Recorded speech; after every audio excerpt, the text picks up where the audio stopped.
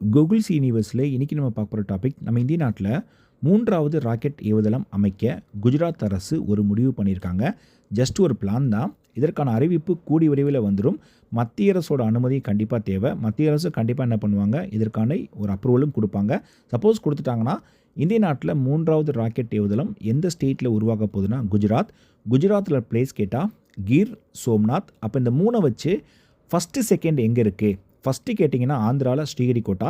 இப்போ வரைக்கும் நம்ம எல்லா செயற்கைக்கோளும் அனுப்புறது இங்கே வச்சு தான். இதுக்கப்புறம் செகண்ட் பார்த்தீங்கன்னா நம்ம தமிழ்நாட்டில் தூத்துக்குடி மாவட்டம் குலசேகரப்பட்டினம், இந்த பிளேஸும் என்ன பண்ணுறாங்க, இப்போ உருவாக்கிட்டு வராங்க. ஏன்னா இந்த பிளேஸ்க்கு 28 பிப்ரவரி 2024 தான் இந்திய பிரதமர் நரேந்திர மோடி அவர்கள் அடிக்கல் நாட்டியிருப்பார். அடிக்கல் நாட்டி இப்போ கட்டுமான பணிகள் நடக்குது.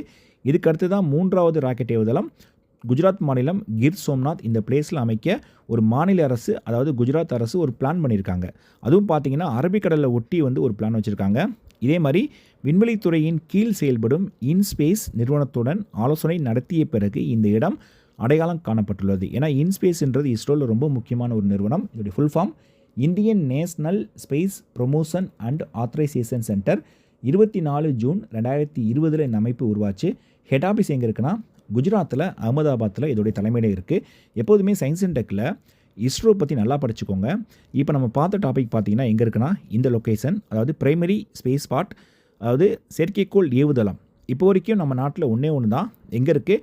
ஆந்திராவில் ஸ்ரீஹரிகோட்டா. இங்கே இருக்கிற சென்டரோட பேர் சதீஷ் தவான் ஸ்பேஸ் சென்டர். சதீஷ் தவான் விண்வெளி ஆய்வு மையம் எங்கே இருக்குன்னு கேட்டால் கூட உங்களுக்கு ஆன்சர் பண்ண தெரியணும். ஆந்திராவில் ஸ்ரீஹரிகோட்டா. இப்போ வரைக்கும் நம்ம சேட்டலைட் அனுப்புறது இங்கே வச்சு மட்டும்தான். அப்போ இந்த இடத்துல லான்ச் பேட் 1 இருக்குது, லான்ச் பேட் 2 இருக்குது. இந்த லான்ச் பேட் 1ல் பார்த்தீங்கன்னா பிஎஸ்எல்வி ராக்கெட்டுக்காகவும் எஸ்எஸ்எல்வி ராக்கெட்டுக்காகவும் முக்கியமாக வச்சுருக்காங்க. ஏன்னா பிஎஸ்எல்வி ராக்கெட் மூலமாக அதிகபட்சம் 1750 கேஜி எடை உள்ள செயற்கைக்கோள்களை அனுப்ப முடியும். எஸ்எஸ்எல்வி மூலமாக 500 கேஜிக்குள்ளே எடை உள்ள செயற்கைக்கோள்களை என்ன பண்ண முடியும், அனுப்ப முடியும். அதே மாதிரி லான்ச் பேட் 2 பார்த்தீங்கன்னா ஜிஎஸ்எல்வி வச்சுருக்காங்க. இதோடைய full form geosynchronous satellite launch vehicle. இங்கே 4000 கேஜி வரைக்கும் இருக்கிற சேட்டலைட்டை இங்கே வச்சு அனுப்ப முடியும். அதே மாதிரி எல்விஎம்ன்றது இப்போ நம்மக்கிட்ட இருக்கிற update version launch vehicle mark. 8000 KG வரைக்கும் இருக்கிற செயற்கைக்கோளை என்ன பண்ணலாம், இந்த ராக்கெட்டை வச்சு நம்ம அனுப்ப முடியும். அப்போ குறைவானதுக்கு லான்ச் பேட் 1, அதிக எடையுள்ள செயற்கைக்கோள் அனுப்புறதுக்கு லான்ச் பேட் 2வும் வச்சுருக்காங்க.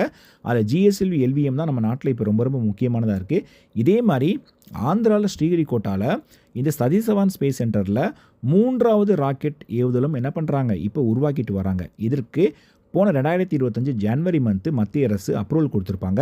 அப்போ இங்கே உருவாகிறது எந்த ராக்கெட்டுக்காகனா என்ஜிஎல்வி ராக்கெட்டுக்காங்க. என்ஜிஎல்வினா full form next generation launch vehicle. PSLV கேட்டால் polar satellite launch vehicle. SSLV கேட்டால் ஸ்மால் சேட்டலைட் லான்ச் வெஹிக்கிள். அது மாதிரி இது என்ஜிஎல்வி. இது அடுத்த தலைமுறை ராக்கெட், சரிங்களா? இது இப்போ உருவாக்கிட்டு வராங்க, இன்னும் செயல்பாட்டுக்கு வரல. அப்போ ஆந்திராவில் ஸ்ரீஹரிகோட்டாவில் 2 ஆக்டிவாக இருக்குது. 3வது என்ன பண்ணுறாங்க, இப்போ உருவாக்கிட்டு வராங்களா? அதே மாதிரி ஆந்திராவுக்கு அடுத்து செகண்ட் எங்கன்னா நம்ம தமிழ்நாடுங்க. நம்ம தமிழ்நாட்டில் தூத்துக்குடி மாவட்டம் குலசேகரப்பட்டினம் இந்த பிளேஸில் 2வது ராக்கெட் ஏவுதளம் இப்போ என்ன பண்ணுறாங்க, உருவாக்கிட்டு வராங்க. இதற்கு பிரதமர் எப்போ அடிக்கல் நாட்டினார் சொன்னேன், 28 பிப்ரவரி 2024. ரீசன்ட் டிஎன்பிஎஸ்சி எக்ஸாமில் பார்த்தீங்கன்னா அடுத்தடுத்து இந்த டாப்பிக்லேருந்து கொஷின்ஸ் கேட்டிருக்காங்க. ஹெட் ஆஃபீஸ் மட்டுமே.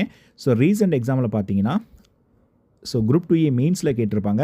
விக்ரம் சாராபாய் விண்வெளி ஆய்வு மையம், ஆன்சர் பார்த்தீங்கன்னா திருவனந்தபுரம். அதே மாதிரி சதீஷ் தவான் விண்வெளி ஆய்வு மையம் கேட்டிருக்காங்க. இப்போ தான் பார்த்தோம் எங்கே இருக்குது, ஸ்ரீஹரிகோட்டா.